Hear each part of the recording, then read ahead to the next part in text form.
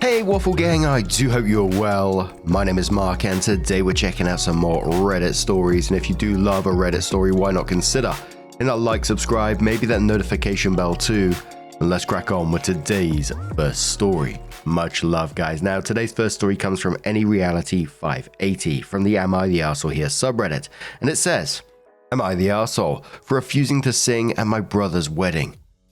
And there is a trigger warning on this of self-harm and suicide as well. So if you do want to skip the story, please feel free to do so. Timestamps are always down in the description and along the timeline below.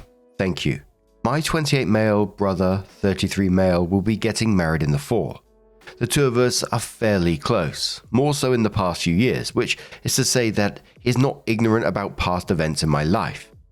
Recently, I got invited to dinner by him and his fiancée. The two were very obviously buttering me up to ask me something the whole time, before my brother finally told me. So, fiancé and I have been talking, and would really love it if you sang our first dance song.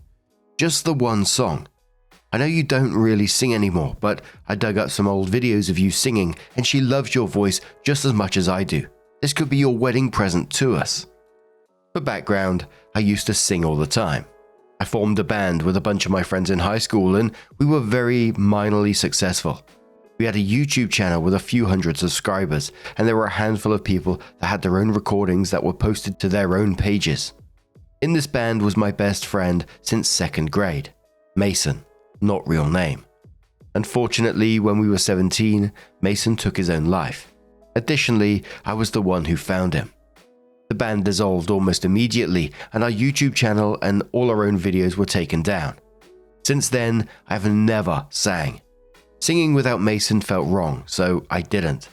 Not in the shower, no karaoke sessions, not at church, never. My brother knew all of this, but I wasn't sure if his fiancée did. So I started off with, sorry, I'll have to refuse. You know I don't sing anymore. In the interest of not totally ruining dinner. My brother was annoyed at hell at this. Come on, it's for my wedding, just one song, I'm not asking for much here, and so forth. I continued to politely refuse and left soon after. Shortly after, I received countless calls from my mum, who also knows the reason why, and decided to harass me about not singing. It's your brother's wedding. I think you should really see a therapist about this. We all love your singing voice and it's been 10 years since any of us got to hear it. The two have since decided on a new tactic by saying that my song will be a good way to honor Mason's memory. The point about therapy aside, I've been to lots of it. I'm at peace with my decision to stop singing. Am I the arsehole for refusing? It's clearly important to them. Edit. To clarify, I've really only ever performed with Mason. The joy I got from performing was not only the act of singing itself, but from performing with my best friend. The last few lines in this where they were saying that it'd be a good way to honor Mason's memory. It's been 10 years since any of us got to hear it, making it about them. You know, it felt incredibly manipulative, weaponizing Mason's memory like that. This is quite simple to me. You don't want to do it, so you shouldn't do it, and they should be respecting that. Just because it's been over 10 years doesn't mean Opie has to get over it. Some things we don't move on from. We just learn to live with them in our own way. And his family needs to understand that his refusal to sing isn't about them or the wedding. It's about preserving something deeply personal that was between him and his lost friend. And again, we talk about grief a lot on this channel, and it's another story that really highlights how personal and individual grief can be. And we've seen it time and time again in these stories. I've seen it in real life as well, how people have this expectation that after a certain amount of time, whatever it is, 5, 10, sometimes even months, that you should be over it and be able to return to what you was doing before. But, you know, we all know grief doesn't work like that. There's no right way to grieve. There's no timeline for when you should be ready to, revisit painful memories. And it's just something you learn to carry in your own way. So Opie added an edit shortly after that post and said, okay, y'all, this is overwhelming. Let me throw a few things in one. I don't know if my future sister-in-law is aware of the full situation or not. I'd like to think she doesn't, but I'd rather not poke that hornet's nest until I have to. Yes, I have been to therapy. Singing is something I did with Mason, well before we started a full band. It very much feels like a part of my life that belongs in the past. As I said in the edit, my joy is not from singing, it's from performing with him. Quoting, is that what Mason would have wanted? And then says, I don't know. He's not around to ask anymore. The extended family is not blowing up my phone. It's 2 people, and it's not blowing it up. My mum called repeatedly in one day, and has tried to throw it in a few times since. My brother is mostly giving me the cold shoulder. It's only been a few weeks since this conversation took place. To whomever said it's been 10 years, you're not good enough to sing at a wedding. Thank you. I genuinely laughed at this. It's a good point too. I probably sound like a donkey kicked me in the throat. And no, I don't post a lot. This is a throwaway I barely use. A commenter said to OP, not the arsehole, your mum and brother should see a therapist. As usual, wedding plan turns some people into monsters. Big says, it's your voice and your choice. Your brother, mother, and more than likely your brother's fiance know why you no longer sing. Just because it's a wedding doesn't mean you must revisit your trauma. Not the arsehole.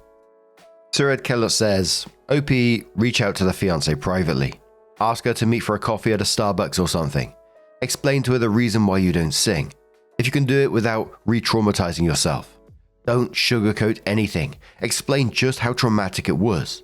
Use a lot of imagery. Talk about how there was your friend, your bandmate, the person who was there every time you sung, dead, and what his body looked like.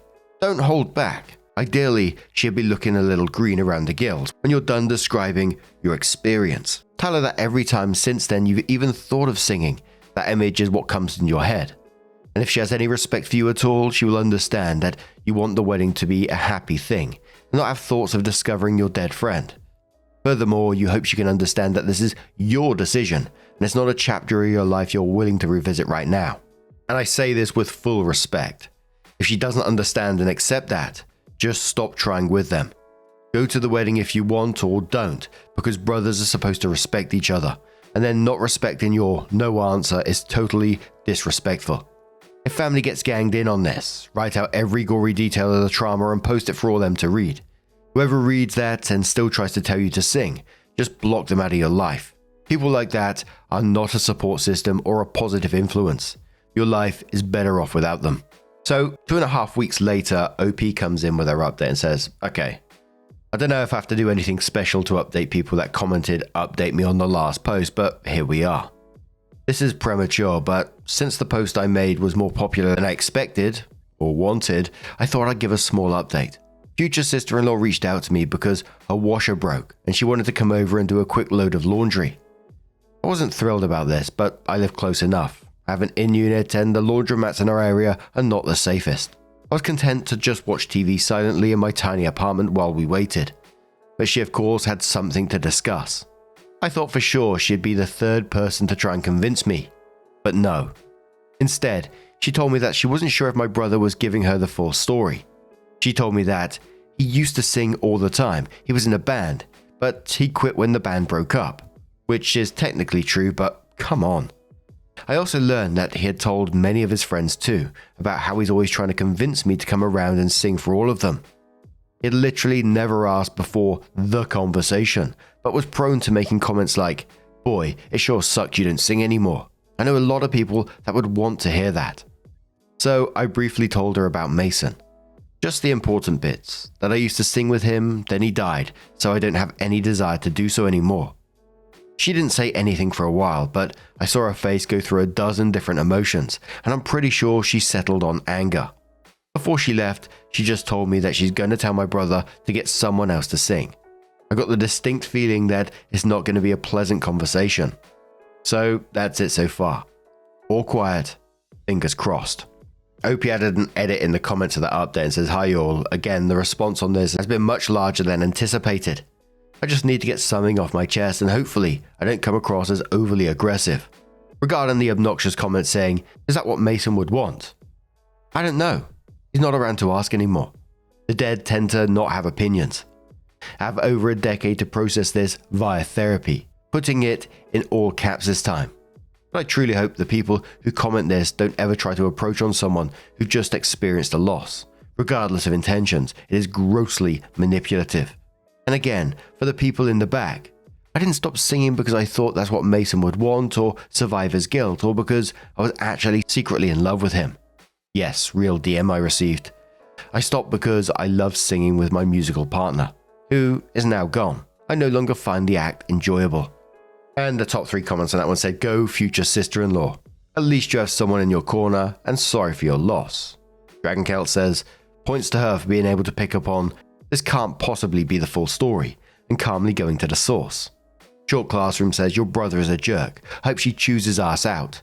At least now she understands, and hopefully going forward, she'll have your back and correct him when he says this shit to other people. And good on sister-in-law in this situation. She didn't try the tactics the other family members tried, but just went for an honest conversation. And that's all it took. A little listening and understanding, a little empathy to understand why someone's boundary existed in the first place. No buts in there, no trying to convince OP to do otherwise, just respecting OP's decision.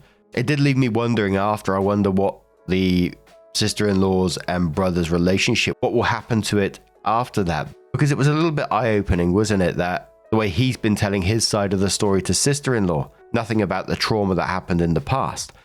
But what do you guys make of this situation? Let us know your thoughts down in the comments below, and let's move on to another story. Now, our next story comes from the Am I Wrong subreddit from Weekly Ear 256, and it says, my daughter is sad because I attended my niece's art showcase instead of her theatre showcase. Am I wrong? My daughter, 15 female, had her school's winter showcase last weekend. It wasn't a full play, but a collection of scenes and monologues from different performances that drama students had been working on. My daughter had a good role in one of the featured scenes and was really excited about it. While she never outright asked me to be there, I knew it was important to her. The issue was that my niece, 16 female, had her first big art showcase the same night. My sister's husband passed away when my niece was little, and since then I've stepped in where I can. My niece is incredibly talented in painting, and this was her first time having her work displayed in a real gallery alongside other student artists. My niece made it clear leading up to the event that she really wanted me there. I had already told her beforehand that I couldn't come because I was going to my daughter's showcase, and while she said she understood, I could tell she was sad. The night before the event, however, she called me and broke down in tears, telling me how much it would mean for her to have me there. She said she felt like this was one of the biggest moments of her life, and she wanted me to be proud of her the way a dad would be. That completely shattered me. I felt like if I didn't go, I'd be letting her down in a way that would stay with her for a long time. So after the call, I spoke with my daughter and my wife and asked them if I could go to my niece's showcase. And they did give me the go-ahead. However, the day after the event, my daughter was really sad and upset. I did feel guilty, but also I did ask for permission from both her and my wife before I decided to go to my niece's showcase. My wife, however, told me that I should have stuck to my original plan regardless, and that our daughter has even cried a few times since her showcase. Am I wrong? Gee, bloody whiz. I literally put my face in my hands when I saw about the given permission part. You put your 15-year-old daughter in a position where she either had to choose to be the bad guy in the situation or suppress her own hurt. I'm just like, how can you not see that? A commenter said to OP, they said, so your niece wanted you there like a father would, but the child you are actually a father to isn't as important. That's what you told her. That comment was from huge nefariousness. OP left a comment that, was just downvoted in the end. And it said, my sister was at the art showcase too, but my niece was still really emotional about me being at the event. She sees me as a father figure, and having me there specifically meant a lot to her. My wife and her friend did attend my daughter's showcase, so my daughter wasn't alone, but she was upset I wasn't there. The art gallery was going to be on display for a while, but the event itself, the opening night where students were presenting their work, was just for that night. I really wish I could have attended both. If I could have attended one earlier in the day and the other later, I absolutely would have. I don't know, and after that comment, it just felt even worse for me. She had her mum there at the same time. And I'm not bashing on the niece here because the niece clearly has a lot of stuff going on, but OP's creating this dynamic where his own daughter's having to compete for attention with her cousin and pretty much knowing that she's always going to lose because Her cousin's emotional needs seem to be more important. Merlin Smurf says you are wrong. You need your wife to tell you how upset your daughter would be. You failed, and I guarantee your daughter will never forget this. And what your daughter was doing is a live performance compared to stationary art, which can be viewed at any time. Why couldn't you see your daughter perform and then go to the art show? I'm broken-hearted for your daughter. You need to find some very special way to make this up to her. Commenter says and quotes OP saying I knew it was important to her, and then says you're the arsehole stuck between two people. However, your kid comes first, especially when you already told your niece no. You chose your niece over your daughter, and seeing how easily your wife and daughter gave up, I'm guessing this wasn't the first time you pulled that. Don't be surprised when your daughter says she doesn't want a relationship with you. Odd End says you're the arsehole. You had permission means you guilted her into accepting that you would not be there. No matter how you spin it, you put your niece ahead of your own child. She will not forget this.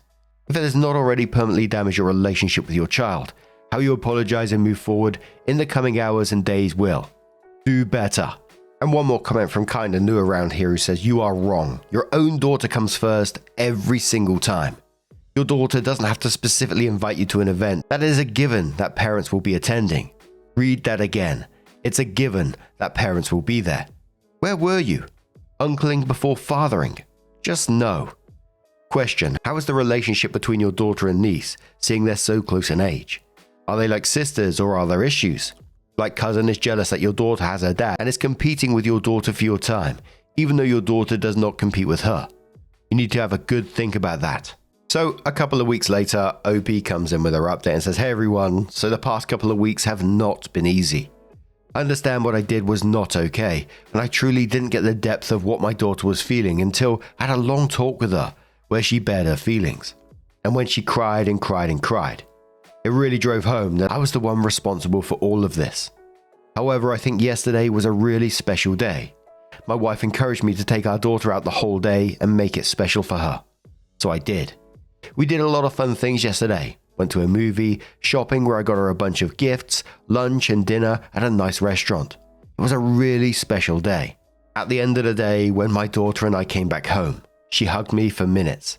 It was the first in a long time she did that, and it was really special. Now, having said all that, I don't think what my niece did was wrong at all. I was the one wrong, not her. She just wanted a father-like figure to attend one of the most important days for her life. I met with my sister and her a couple of days ago, and I told them that we had to be more discreet. Oh dear. And also more empathetic to my daughter.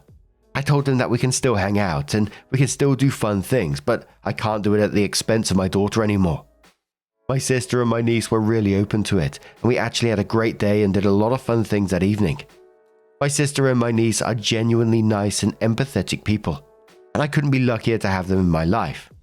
I will still hang out with them, because both are really important to me. But if there's a conflict with my daughter in the future, I will choose my daughter first.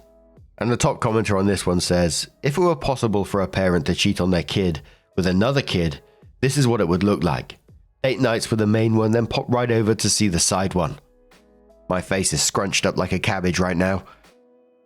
There was parts of it where I thought, oh, maybe he's learning here. Not that I think that giving gifts is the way to solve issues, but I guess there was just this hope in me that maybe, just maybe, he saw the error of his ways. But then it sort of got to the second half of the update. He said, I don't think my niece did was wrong at all. And look, I got empathy for the niece. Like I said in the first part of the story, I think she's probably going through a lot of trauma herself and dealing with a lot of things.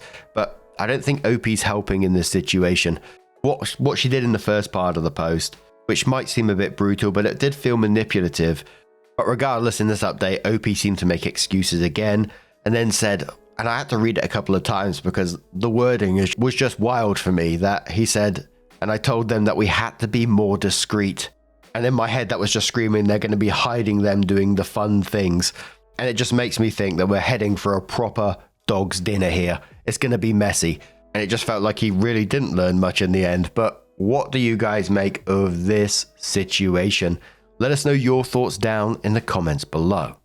Now, just a huge thank you from the bottom of my heart for getting involved in today's stories.